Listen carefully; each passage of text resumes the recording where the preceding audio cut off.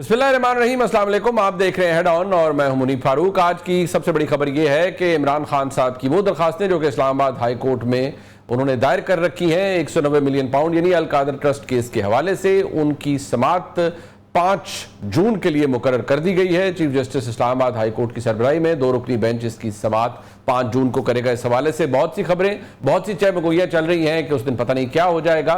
लेकिन अगर मेरिट की बात की जाए, कानूनी प्रोसीजर की बात की जाए, तो अभी तो नोटिस के केसेस हैं। इसके ऊपर नैब आके क्या जवाब देता है, ये मामला कैसे आगे चलेगा, उस हवाले से गुफ्तगू उसी रोज हो सकेगी कि 5 जून को अदालत इस हवाले से क्या प्रोसीडिंग्स अदालत में होती है और मामला कहां चलता है। लेकिन आज दिलचस्प बात यह है कि इमरान खान साहब की हमशीरा मोहतरमा अलीमा खान साहिबा, आज उनका एक और बयान सामने आया है जो कि फिर बहुत से लोगों को सोच में मुब्तला कर देता है कि एक वाज़ेह तज़ाद है।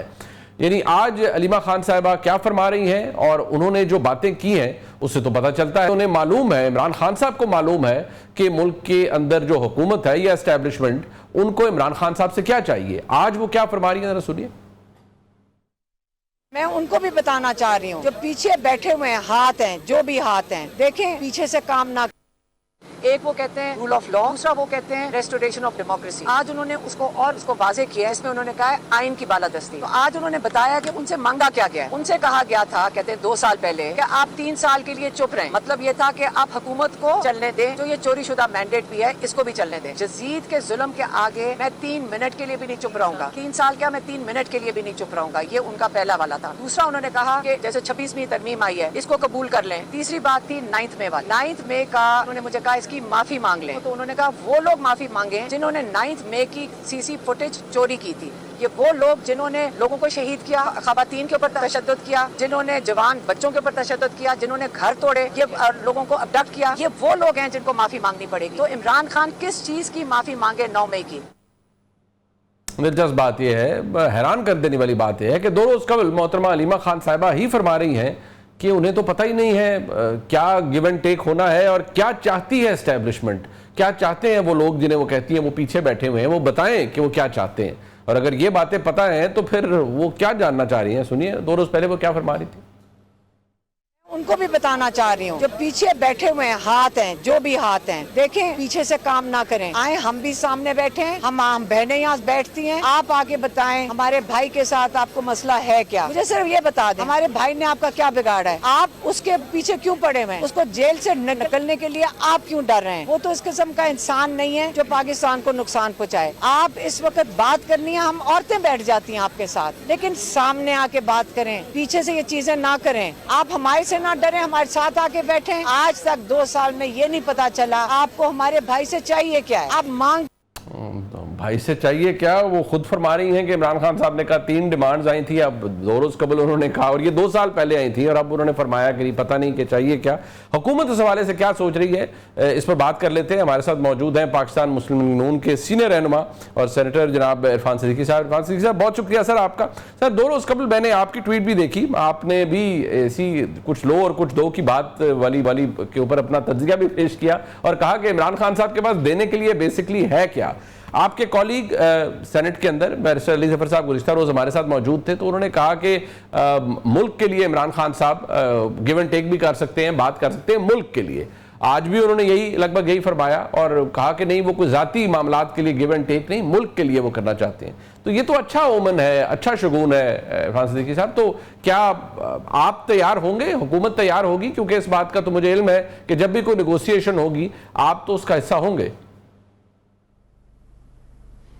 बहुत शुक्रिया मुनीब, आपने जो गुफ्तगू सुनाई है अभी अलीमा खान साहिबा की, उससे बहुत कुछ अंदाज़ा हो जाता है। जो मैं अक्सर कहा करता हूँ कि पीटीआई के हवाले से गुफ्तगू करने के लिए, बात करने के लिए जिस चीज़ को हम बुनियाद बनाते हैं, उनकी किसी गुफ्तगू को, प्रेस टॉक को, उनके किसी एलामिये को, किसी बयान को, खान साहब की किसी सो कॉल्ड गुफ्तगू को, वो हतमी नहीं होती है।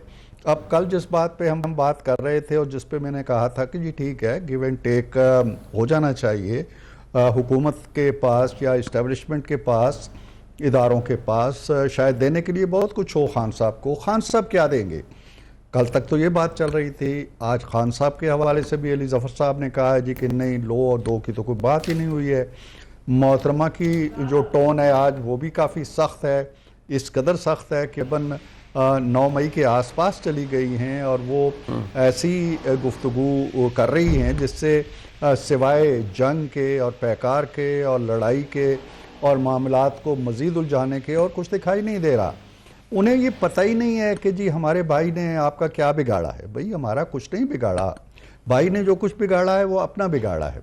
9 मई क्या था, बड़ी बड़ी उफ्ताद आई, बड़े बड़े मसाइल आए, मुश्किलात आईं, पीपल्स पार्टी पे आईं, PMLN पे आईं, किसी भी जमात पे आईं, ANP पे आईं लेकिन ये काम किसी ने नहीं किया।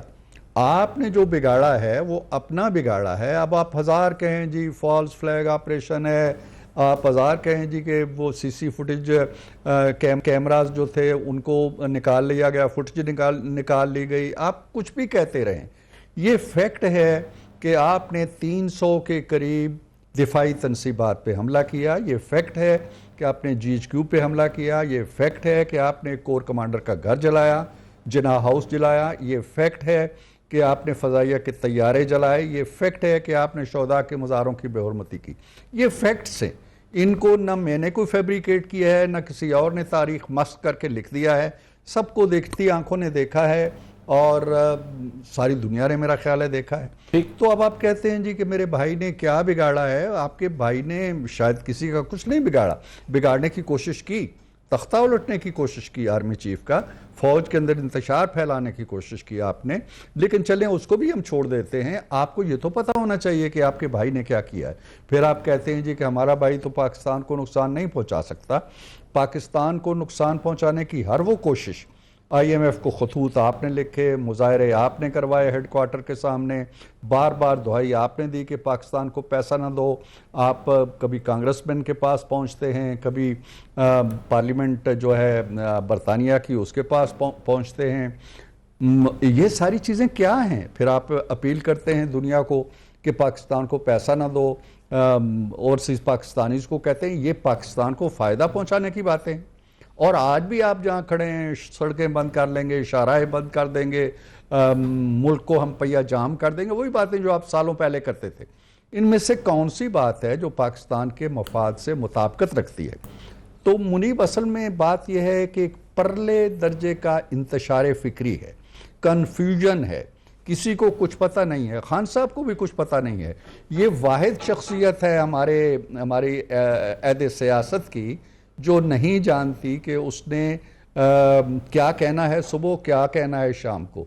वाहिद शख्सियत है जिसकी जमानत कोई नहीं दे सकता। वो खुद भी नहीं दे सकते अपनी जमानत कि कल मैं ये करूंगा ये नहीं करूंगा, तो उनके साथ कौन क्या बात करेगा। बट बात यह है इरफान सिद्दीकी साहब, आज उनकी हमशीरा फरमा रही है कि जी 3 डिमांड्स की गई कि जी पहले 3 साल खामोश रहें, इस निज़ाम को चलने दें, फिर 26वीं तरमीम को मान लें और फिर ये कि 9 मई पे माफ़ी मांगें। अब सवाल ये है कि ये आपके कुछ कॉलीग्स हैं, मैं नाम ले लेता हूँ, राना सनाउल्लाह साहब हैं, उन्होंने भी बहुत से प्रोग्रामों में फरमाया कि इमरान खान साहब इस निज़ाम को एक्सेप्ट करें, इसे चलने दें। कई दफ़ा उन्होंने हमारे प्रोग्राम में भी फरमाया कि अगर कुछ लोग मामलात बेहतर करके बाहर आ जाते हैं तो उसमें कोई हर्ज नहीं।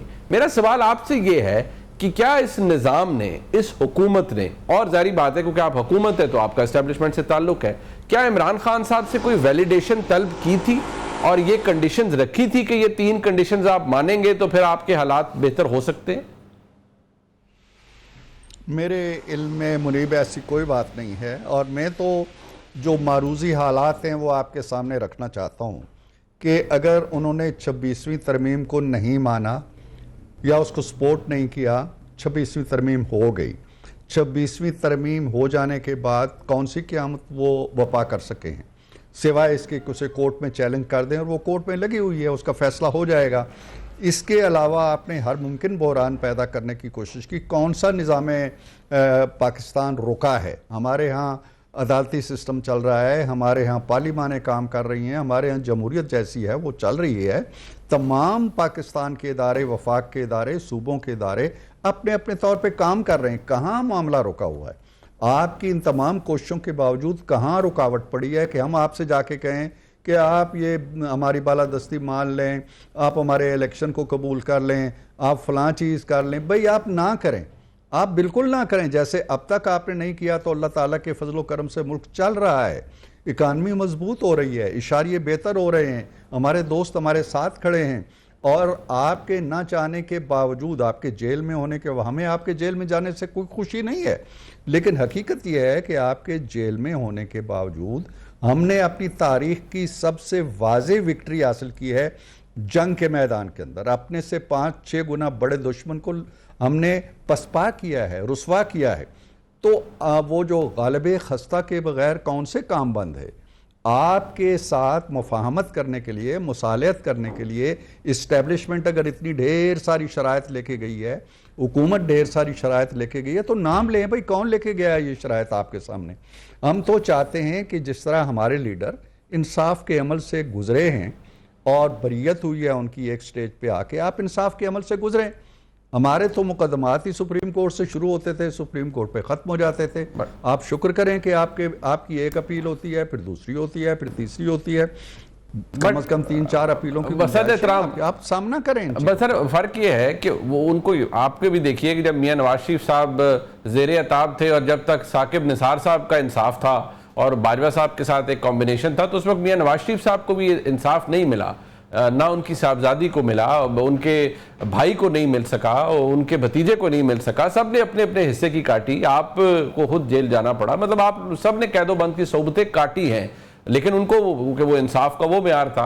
आज इमरान खान साहब को यही परेशानी लायक है, जब आप उन्हें कहते हैं कि भाई आपको अदालतों से इंसाफ मिल जाएगा, तो वो कहते हैं कि नहीं, अदालतों का तो आपने बेड़ा गर्क कर दिया, वो तो आपने अपने जेर इंतजाम कर लिए, एग्जीक्यूटिव के नीचे ले गए, तो मुझे इंसाफ कौन देगा? ऐसी कोई बात नहीं है। मेरा ख्याल ये है कि बीसियों मामलात में उन्हें इंसाफ मिला है। वो तो छोटी छोटी बात पे चले जाते हैं जी कि आज हमें मुलाकात नहीं करने दी गई, आज हमारी मुलाकात में सिर्फ 2 बंदे थे, आज हमें 10 बंदों की मुलाकात होनी चाहिए थी। एक एक मामला उनका अदालतों के सामने होता है, अदालतों से रिलीफ मिलता है। मुझे नहीं मालूम कि किसी भी पाकिस्तान की किसी भी जेल के अंदर जो कोई कैदी है, उस कैदी के साथ जेल की इंतज़ामिया बैठ के एक MOU साइन करती है कि जी ये मुलाकात का स्केड्यूल होगा, फिर मामला अदालतों में जाता है, अदालतें तय करती हैं। कौन से कैदी के बारे में ऐसे सिस्टम बनते हैं? हमारे बारे में तो नहीं बने थे। हम तो बाहर बैठ के फुटपाथ पे मियाँ साहब से मिलने जाते थे, नहीं जाने देते थे, बैठ के आ जाते थे। तो उनको तमाम तर सहूलतें हासिल हैं, और इंसाफ की हद तक जो बात वो करते हैं, इंसाफ के मराहिल बाकी हैं अभी उनके, न जाने कहाँ जाए। और फिर एक बात और याद रखिए, हमारे ऊपर जितने केसेस थे, चाहे वो हेरोइन डालने के थे, चाहे वो बाप से बेटे से तनख्वाह न लेने के थे, किरायादारी के थे, गद्दारी के थे, फैब्रिकेटेड केसेस थे। ऑन द ग्राउंड एक एविडेंस आपको नजर नहीं आएगी मुनीब। यहाँ ऑन द ग्राउंड एविडेंसेस के ढेर लगे हुए हैं। आप नहीं इनकार कर सकते कि तोशाखाना में कुछ चीज़ें आई थी, आप नहीं इनकार कर सकते कि आपने गलत कीमतें लगवाई, आप नहीं इनकार कर सकते कि आपने ली, आप नहीं इनकार कर सकते कि आपने बेची बाजार में जाके।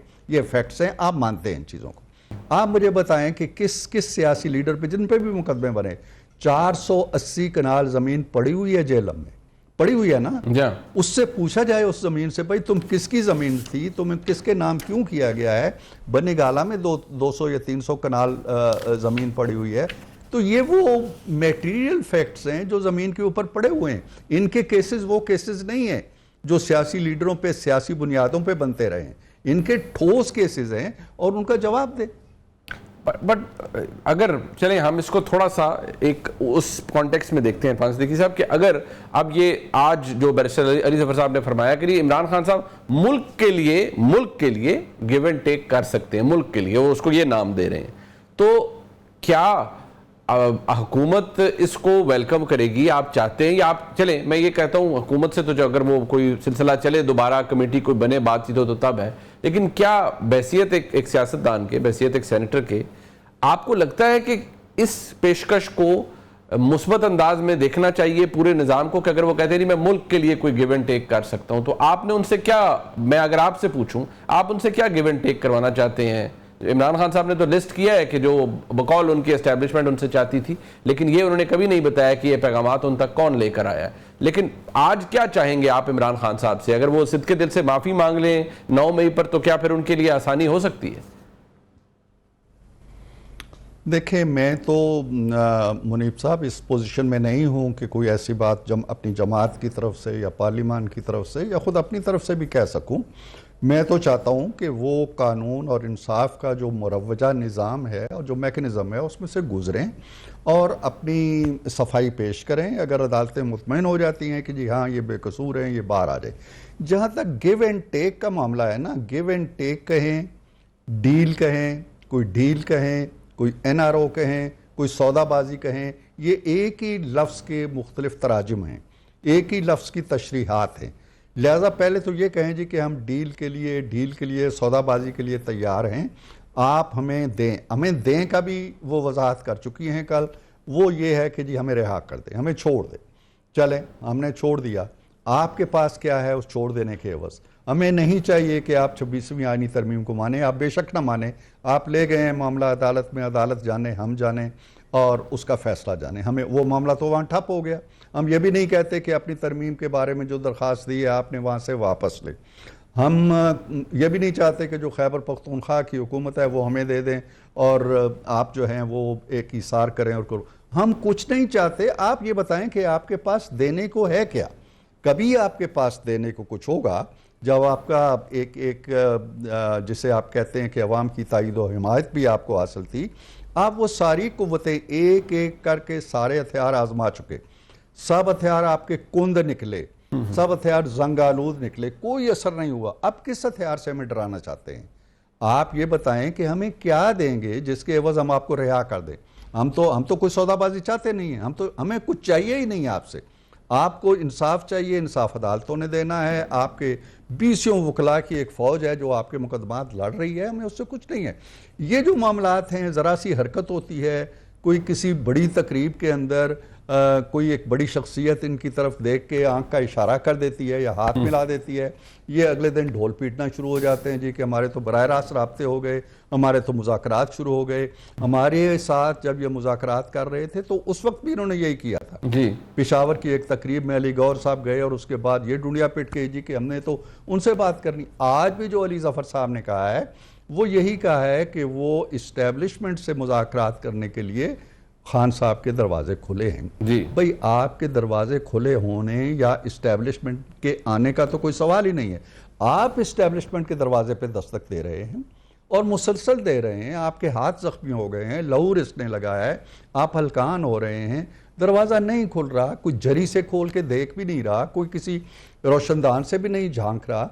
इसमें हमारा क्या कसूर है? वो एक मौक़िफ़ दे चुके हैं कि जी सियासतदानों से बात करें, वो बात करना आपको कबूल नहीं है। आपने बात शुरू की, अधूरी छोड़ के चले गए। अच्छा, तो एक परले दर्जे का कन्फ्यूजन है, ठीक, परले दर्जे का कन्फ्यूजन है, परले दर्जे की बेहिकमती है, परले दर्जे की कम दानशी है जो मैंने सियासत में इससे पहले नहीं देखी।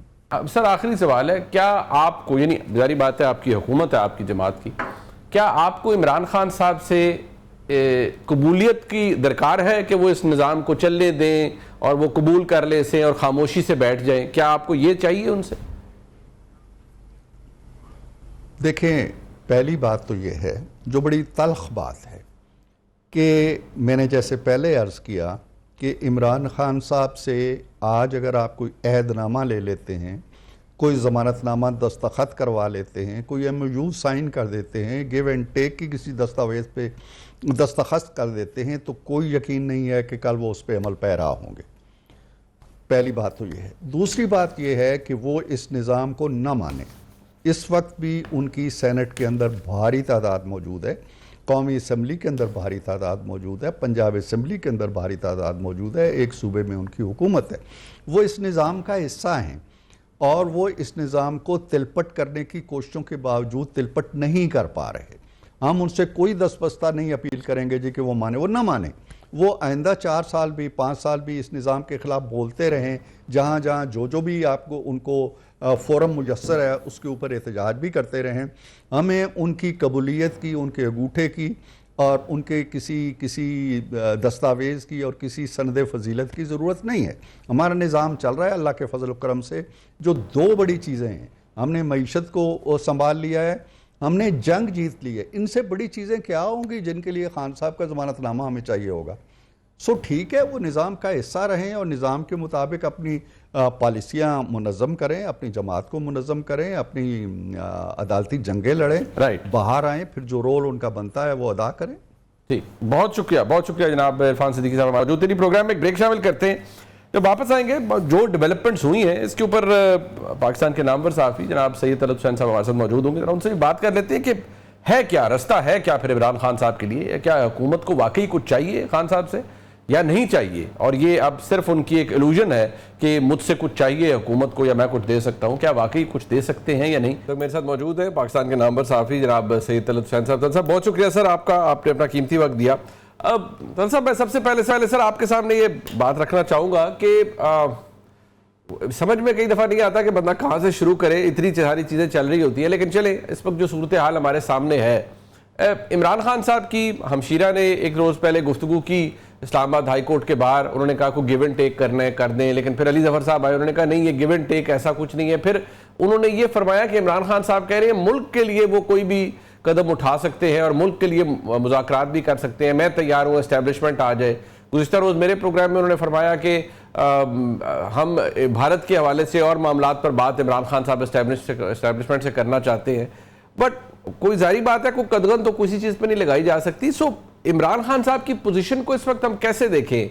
Is he willing to negotiate, is he willing to talk, is he desperate to talk, या वो किसी से नहीं बात करना चाहते, खासतौर पर एस्टैब्लिशमेंट से किसी ऐसे मौजू पे जिस पे उन्हें कोई सियासी विलिंग डीलिंग करनी पड़े?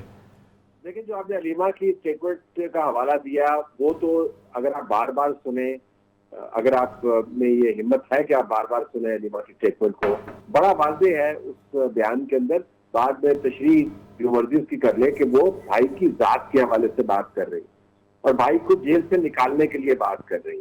तो उस बयान के बारे में मेरे ज़हन में तो कोई अवाम नहीं है कि वो इमरान खान के लिए एक NRO मांग रही है, एक पाथवे मांग रही है, एक सेटल सोल्यूशन मांग रही है और मेज पर बैठने की बात कर रही है जिसके अंदर इमरान खान कुछ चीजें छोड़ेगा और जिसमें इस्टेब्लिशमेंट कुछ चीजें छोड़ेगी।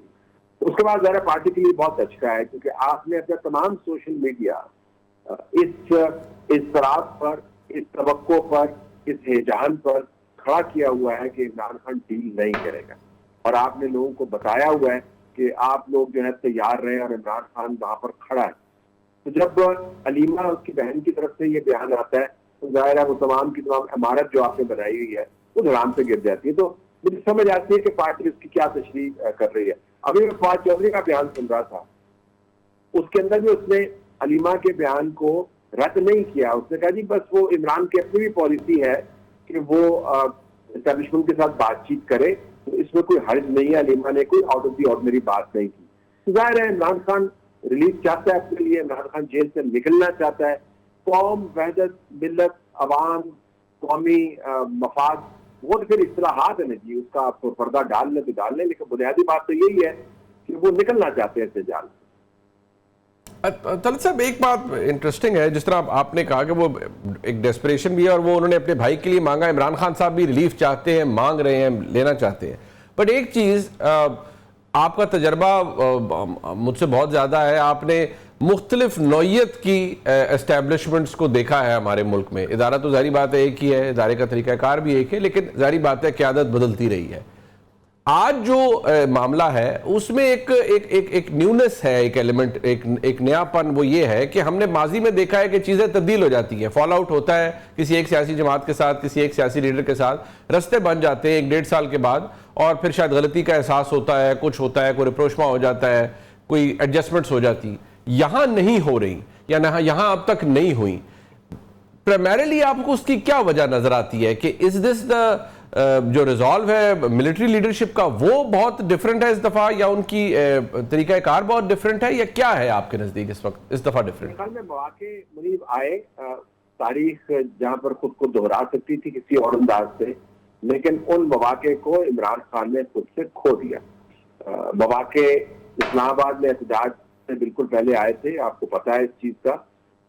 उन मौकों में से एक मौका था जब बात हो रही थी कि इमरान खान को जेल में से मुमकिन तौर पर निकाल कर कहीं हाउस अरेस्ट कर दिया जाए। तजवीज जो है इमरान खान के लोगों की तरफ से आई थी, लेकिन टेबल पर तजवीज मौजूद थी। आप देखें ना वो कितना बड़ा मौका होगा वो कितना वसी टेबल होगा, जिस टेबल के ऊपर इस तजवीज की गुंजाइश मौजूद हो। होना था या नहीं होना था कोई अलहदा बात है। बिल्कुल, ये भी जिक्र हो रहा था कि आप अपनी आदात को तब्दील करें, आप शुतर बेमुहार हैं, आप फसाद फैलाना चाहते हैं।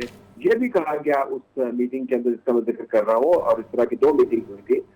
ये भी कहा गया कि जी आपको पता है कि जो फसाद आप फैलाना चाहते हैं अगर दुश्मन के हाथ से चढ़ गया तो ये मुल्क किसी के कंट्रोल में नहीं रहेगा, फिर मसला हो जाएगा। उनको बताया जा रहा था कि आप ये ना करें। और उसके अंदर बैरिस्टर गौहर मौजूद थे, अली मीन गनापुर मौजूद थे, उसके अंदर एस्टेब्लिशमेंट के नुमाइंदगान मौजूद थे, उसमें इंटीरियर मिनिस्टर मोहसिन नकवी साहब खुद मौजूद थे। ये मौका आया, लेकिन दूसरी तरफ से मुर्गे की एक टांग कि जी पहले मुझे जेल से निकालें और उसके बाद हम ये बातचीत करेंगे। तो एक मौका था जब एस्टेब्लिशमेंट शायद 20%, 30% लचक दिखाने को तैयार थी, जो माजी में हुआ, और माजी के बरक्स इस जमात ने उस मौके से फायदा नहीं उठाया। अब मैं आपको बताऊं कि एस्टेब्लिशमेंट की गुद्दी चढ़ी हुई, अब वो आर्मी चीफ नहीं रहे, अब वो एक war commander, victorious war commander के तौर पर पाकिस्तान के सामने मौजूद है। पाकिस्तान के जो जोग्राफियाई हालात हैं उसके अंदर बहुत बड़ी तब्दीली आई है। पाकिस्तान बैरूनी खतरात का शिकार है। पाकिस्तान के पास पत्ते भी हैं, लेकिन पाकिस्तान के इर्द गिर्द खतरात की घंटियां भी बज रही हैं। इस माहौल में इमरान खान के लिए बदकिस्मती की बात यह है कि he has become a backbeat in political sphere। वो जो है ना वो ड्रम बीट नहीं कर पा रहे, वो बैक बीट बन गए। इस वक्त तो गुंजाइश उनके लिए नहीं है। लेकिन अगर आप मुझसे पूछे कि बुनियादी फर्क क्या है, मुझे आपको भी पता है कि बुनियादी फर्क ये है कि जिस जमात ने डील लेनी होती है इस्टेब्लिशमेंट के साथ, वो जमात खुद अपनी जमानतकार बनती है। इमरान खान का मसला यह है कि इमरान खान के रवैयों की जमानत देने को कोई तैयार नहीं। लिहाजा मामला यहाँ पर अटका हुआ है कि इमरान खान जब खुद अपनी बातों की जमानत नहीं देता तो एस्टेब्लिशमेंट के सामने मुद्दा कहाँ पे रखेंगे। तलत साहब, एक और बात जो बार बार कही जाती है, आज जो अभी ट्वीट भी है, उनका क्लिप तो जारी बात है वो मौजूद था ही, कुछ देर पहले इमरान खान साहब की हमशीरा ने, अलीमा खान साहिबा ने ट्वीट भी की है, और उन्होंने बार बार यही कहा है कि जी इमरान, हमसे लोग पूछते हैं कि इमरान खान कब रिलीज़ होगा। इमरान खान तब रिलीज़ होंगे जब अदालतें अपना काम करेंगी, अदालतें फैसला करेंगी, जजेस प्रेशर के अंदर हैं। इमरान खान सिर्फ रेस्टोरेशन ऑफ डेमोक्रेसी चाहते हैं और रूल ऑफ लॉ चाहते हैं। ये उनकी बड़ी लंबी चौड़ी ट्वीट थी, और वो बार बार यही कहती हैं कि वक्त आ गया है कि जब इमरान खान अब जब मैस मूवमेंट अनाउंस करेंगे तो फिर लोग निकले और फिर ये सब कुछ करें। अब 2 सवाल है मेरे आपके सामने इस तनाजुर में। एक तो ये कि ये जो बात बार बार की जाती है कि जी ये निज़ाम जिस तरह से चल रहा है, इसमें तो एग्जीक्यूटिव ने हावी कर दिया है खुद को अदालती निज़ाम पे, तो फैसले तो अब वो होंगे जो कि रियासत या रियासती इदारे चाहेंगे। एक तो जरा इस पर रिफ्लेक्ट कीजिएगा, ये बिल्कुल नया नॉर्म है, ये नया तरीकाकार है जो अब अपनाया गया पाकिस्तान में। दूसरा सवाल मैस मूवमेंट के हवाले से, but I want you sir कि आप पहले इस पर रिफ्लेक्ट करें कि ये जो अदालती निज़ाम है, क्या ये वाकई इफेक्टिवली इस निज़ाम ने, इस हुकूमत ने, इस रियासत ने आज मफलूज कर दिया है?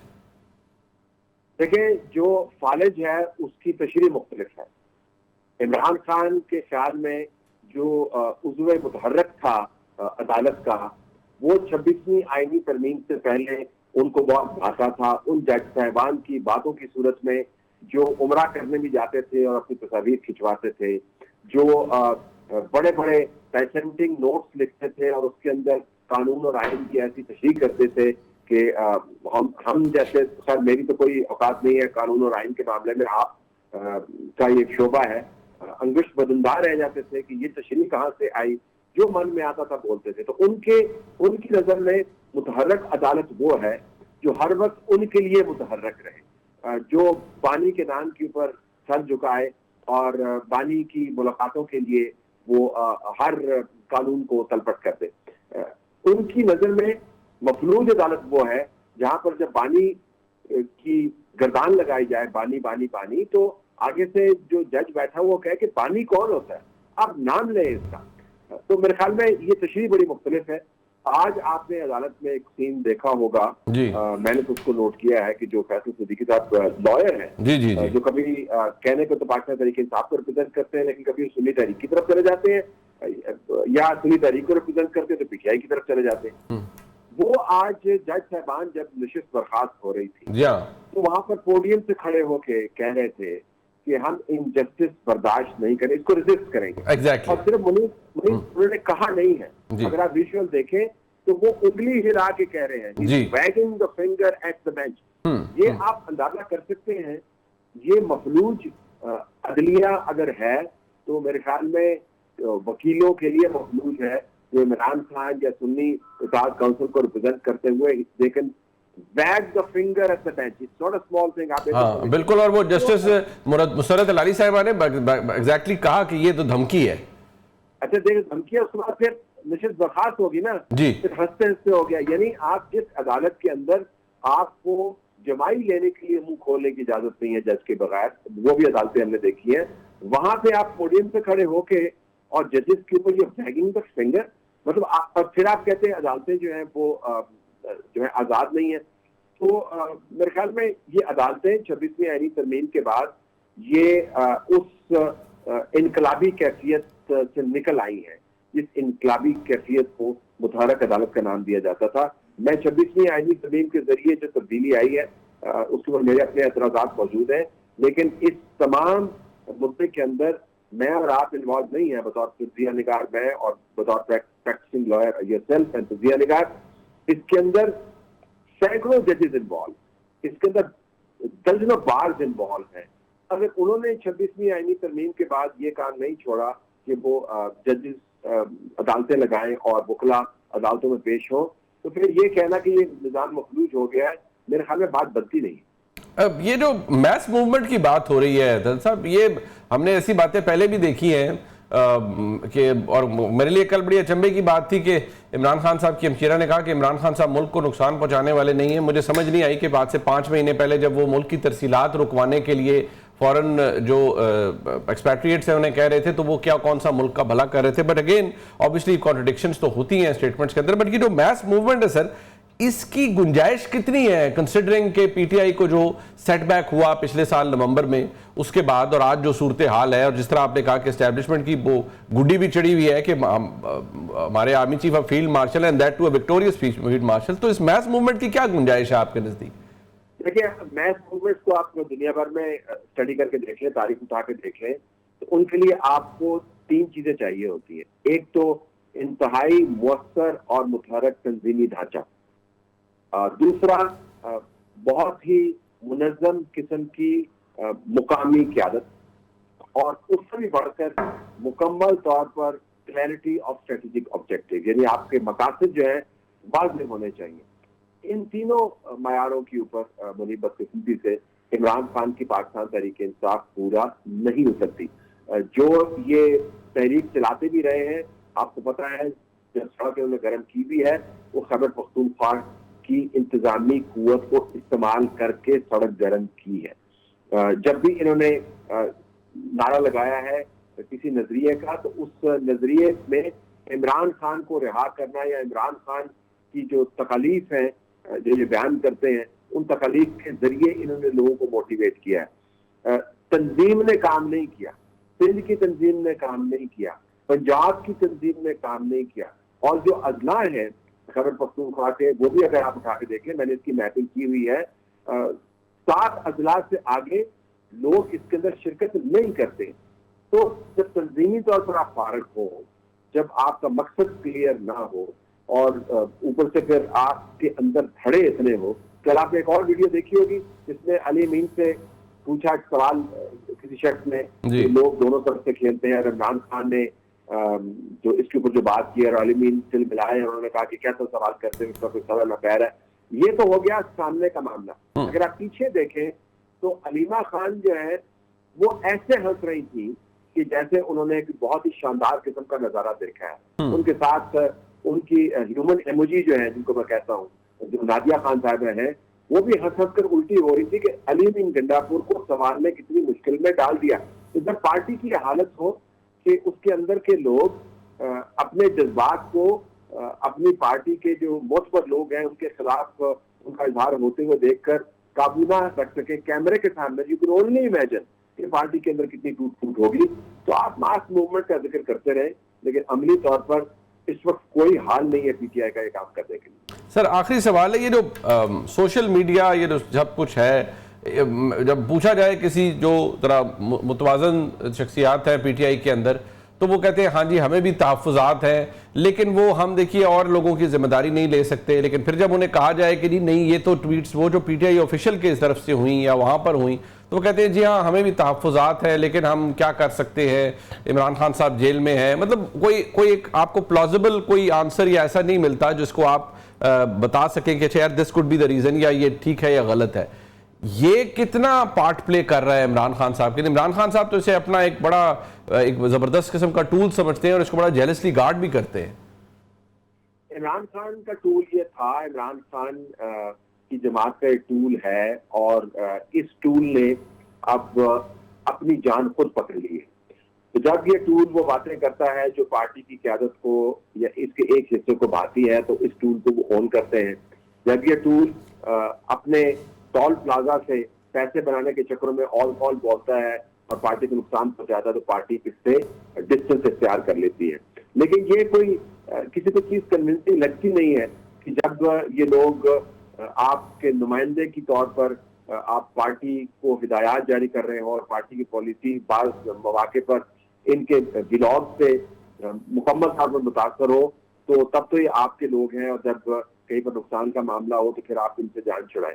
तो सोशल मीडिया पाकिस्तान तहरीके इंसाफ की सबसे बड़ी हुमायत वाली एक तोप भी थी, लेकिन बदकिस्मती से इस तोप ने पीटीआई को अपने अंदर डालकर रूट फेंक दिया था। वो ह्यूमन कैनन होते थे ना जी, इसके अंदर बंदे को वो तोप के अंदर डालते थे, फिर फायर करते थे, बंदा दूर जाके गिरता था। तो मुझे लगता है कि सोशल मीडिया है, इसने अब कैफियत को इख्तियार कर लिया कि उसने पार्टी को ही एक गोले की तरह अपने अंदर डाला और दूर पर फेंक दिया। पार्टी इससे मुतासर हुई है, पार्टी का इमेज इससे तबाह हुआ है, इस्टेब्लिशमेंट का गुस्सा इस सोशल मीडिया की जो भकभक है उससे दूसरे दर्जे पर तीसरे दर्जे पर पहुंचा है। और जितना घमसान का रंग इन लोगों ने पढ़वाया है, उतना मेरे ख्याल में पार्टी की अपनी क़यादत ने मुकामी तौर पर नहीं पढ़वाया। लेकिन इनका घमसान का रंग मुझे समझ आता है, जब तक घमसान का रंग पड़ा रहेगा ये डॉलर और पाउंड कमाते रहेंगे। लिहाजा इनका तो अब धंधा है, लेकिन ये धंधा पार्टी के लिए बहुत गंदा है। बहुत शुक्रिया जनाब तलब हुसैन साहब मौजूद थे जी। आज की अहम डेवलपमेंट्स के ऊपर हमने उनका तजिया हासिल किया। प्रोग्राम आपने देखा जी, इसका फीडबैक हमें जरूर दीजिएगा देखने का। बहुत शुक्रिया। खुदा हाफिज़।